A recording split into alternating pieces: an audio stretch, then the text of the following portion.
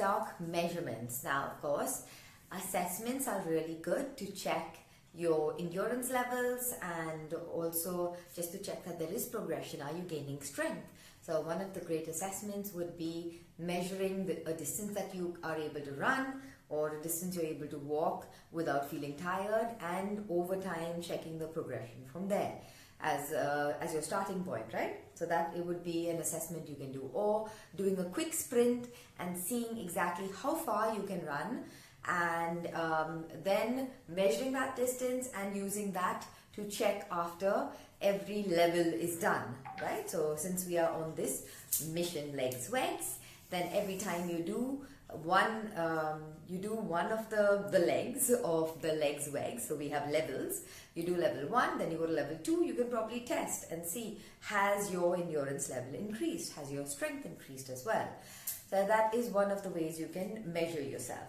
The scale, please stay away, but you can keep it as just a number. Do not bet your heart, your soul and your life on the scale. If you're not already aware of it, I don't like scales.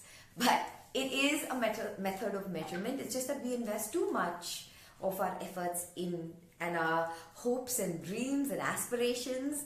All of that is on the scale. So if you are able to block that out and just look at it as a number that you're going to work towards bringing down, but don't let it deter your progression and your success, okay? Because sometimes the scale is inaccurate. With measurements, I'm going to show you how that is done right now. There are other methods that can be used as well. There's obviously very professional methods like a DEXA scan. There's also other ones which is a hydro scan, which is where they put you in water and check your fat levels and fat percentage rather. Then there is obviously the tape measure that we can use, and then there is the pinchers. I've forgotten the name now, but anyway, those are also there. So there's many of those methods. This is the one that I use most frequently, the reason being that it is easy to do yourself, and even if tomorrow I'm not around, which is what I'm always preparing everyone for, that if I'm not there, I want you to be able to continue consistently achieving exactly what it is that your plan was. So continue on your same trajectory and you will get there, right? So one way to know whether you're getting there is obviously measuring yourself always. So to start with, for women, you would obviously have to first measure your chest. So measure in centimeters, because that way you can check if there is a difference even better. So you're checking your chest, which means the widest part of your chest, obviously. And try to wear the same clothes every time you measure yourself. That's also a really useful thing to do. Another great thing to pay attention to is this line at the back here. You want this to be straight, because sometimes when you're measuring yourself, if you're doing it on yourself, that line might be up or down, and then you will get an inaccurate measurement and think that, oh, you know, I've lost quite a lot, when actually it was just the line that was down the last time and this time it's straight. So always check in the mirror, see, is this line straight? That's very important. So that's your first. Then for the second measurement for women, again, is going to be the belly. I will come back to arms, don't worry, I didn't forget. The belly. The belly has to be exactly at your belly button, right? So this is my belly button right here. I'm going to measure right at my belly button. Again, when you're doing your belly button also, check that it is straight at the back, right? So check that, and if you want to, you can always take these measurements without clothes as well, because it's just you. Then we are going to go to the arms now. Again, these are women's measurements, right? The men's measurements, there's a couple more we'll add, but the women's measurements also apply to men, and then we add a few more to the men's measurements. So the first thing about the arm measurement is what you do is you find your shoulder, right? Where you're hinging at the shoulder. You find that point. So for me, that's here. You might need someone else to do this because this is a little more complicated. And from there, you want to get to the elbow. So if I am here, yeah, it's much easier, someone else says it. Anyway, so you're at the elbow. Now, when I find my elbow measurement,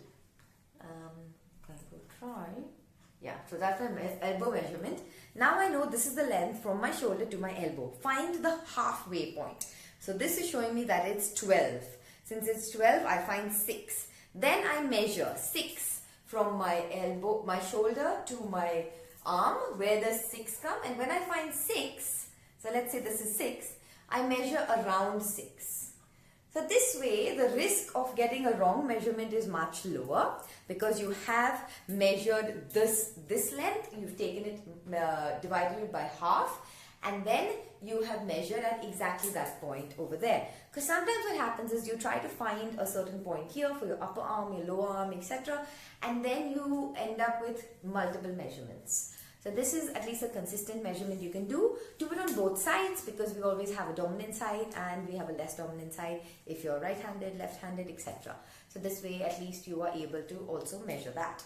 And for men, in addition to this, you will also be doing your shoulders. So your shoulders, of course, are from shoulder to shoulder, end to end right over here.